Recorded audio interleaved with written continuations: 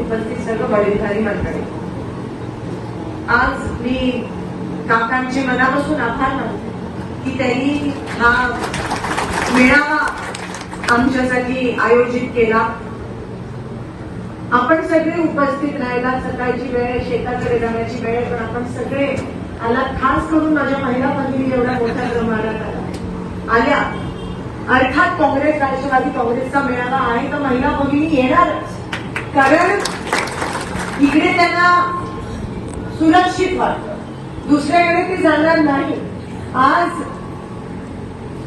या महाराष्ट्रामध्ये जिजाऊंनी, रमाईंनी, अहिल्याबाईंनी संघर्ष केलेत म्हणून आज मी इकडे आमदार म्हणून उभी आहे, म्हणून तुम्ही इथपर्यंत येऊ शकता.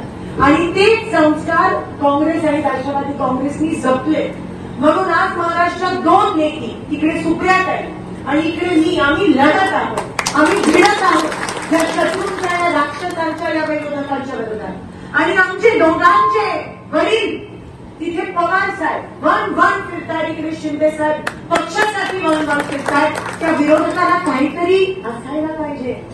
आज कोणाच्या विरोधात बोलतायत तुम्ही? आणि ह्याच्यावरून कळतं की त्याला संस्कारच नाही आहेत.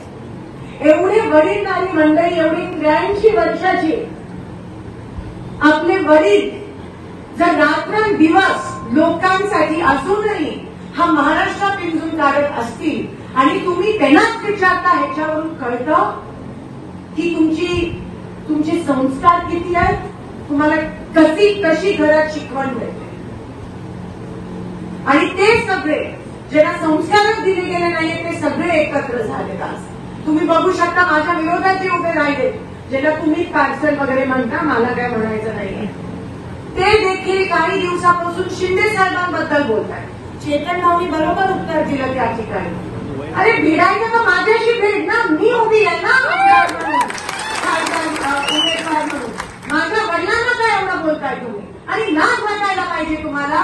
ज्या माणसांनी संघर्ष केला, तुमची पावती नकोय, सगळं सोलापूरला माहिती की या माणसाचा संघर्ष काय होते, तुम्ही कोण येऊन आम्हाला सांगता? लाज वाटायला पाहिजे असं बोलायला. मी कधी कोणाच्या त्यांच्या वडिलांवर किंवा जागा नाही करता, आपण सुसंस्कृत लोक आहोत, म्हणून मला इलेक्शन पण त्या पातळीला घेऊन नाही जायचं.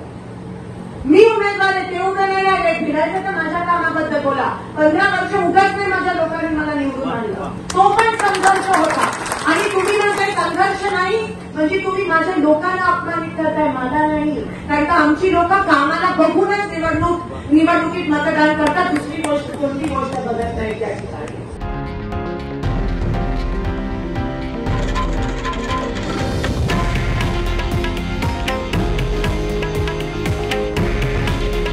हे आहे देशातील नंबर 1 न्यूज नेटवर्क आणि आपण पाहत आहात TV9 मराठी.